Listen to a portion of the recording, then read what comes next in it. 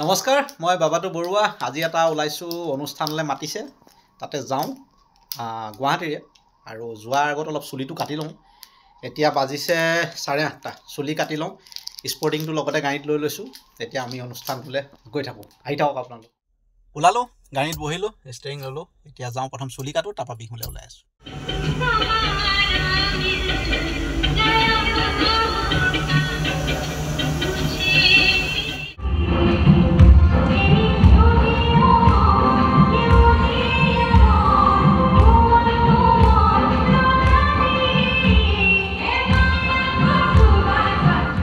আমন্ত্রণ করেছিল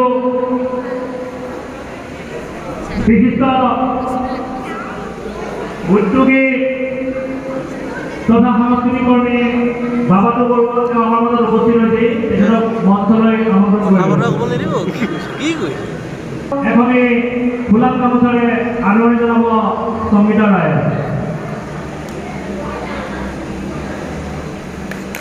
তেখেতক দুআষাৰ ক'বলৈ মই অনুৰোধ কৰিছোঁ।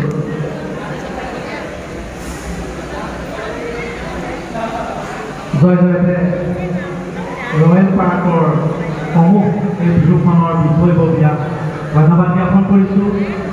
প্ৰত্যেকজন বিহুবলীয়া ৰাইজক ধন্যবাদ জ্ঞাপন কৰিছোঁ। এই মহানগৰৰ যান্ত্ৰিকতাৰ মাজতো যে বাপুতি শাসনক ধৰি ৰাখিছে, জ্যেষ্ঠসকলক সেৱা জনাইছোঁ। আচলতে বিহু বিষয়ে ক'বলগীয়া বা অভিজ্ঞ ব্যক্তি মই নহয়, তথাপিও ইমান সুন্দৰকৈ দীপক দা, মীনাল দা আৰু আমাৰ উত্তম বৰা বক্তাই আয়োজন কৰা এই অনুষ্ঠানটো 4 বছৰ গঢ়িলে। আৰু এই অনুষ্ঠানটো এনেকৈ 100 বছৰ পাৰ হওক, দীৰ্ঘায়ু হওক, তাকে কামনা কৰিলোঁ। ধন্যবাদ। গান বুলি ক'লে ইমান মই গান গালে ইয়াত কোনো নাথাকিবই হ'ল। তথাপিও অকণমান যদি মীনাল সহায় অকণমান যদি হাত পাই দিয়ে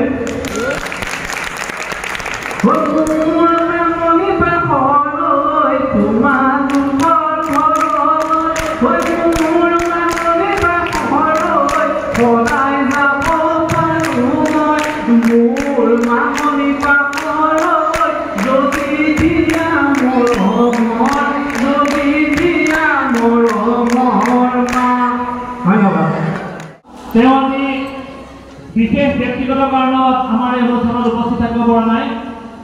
দেৱজিৎ বৰাৰ পিছত ধনকান্ত মেধি, তেওঁ বিশেষ অসুবিধাৰ কাৰণে আমাৰ ইয়াত উপস্থিত থাকিব পৰা নাই। আমাৰ সকলোতকৈ সৰু আমাৰ ডেকা ল'ৰা উত্তম কুমাৰ বৰা আৰু মই নিজে মীনাল গায়ক, আৰু এই অসমৰ সুদূৰ ধেমাজিৰ সুসন্তান আমাৰ সতীৰ্থ, যদিও বেংগলী সম্প্ৰদায়ৰ হাৰে হিমজেৰ অসমীয়া, সামাজিক মাধ্যমত বিশেষভাৱে সক্ৰিয়, নতুন চামৰ মাজত দলপকাৰ লিখক দীপক দাসৰ হাতত এই বিহুখনৰ বীজ ৰোপিত হৈছিল।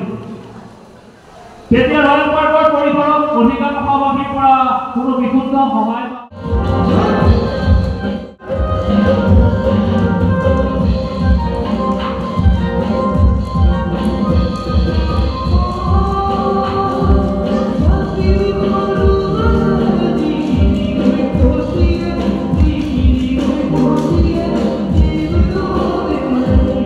বিহুৰ পৰা আহিলোঁ, এয়া গামোচা, এয়া বিহুৰ পৰা আহি আছোঁ।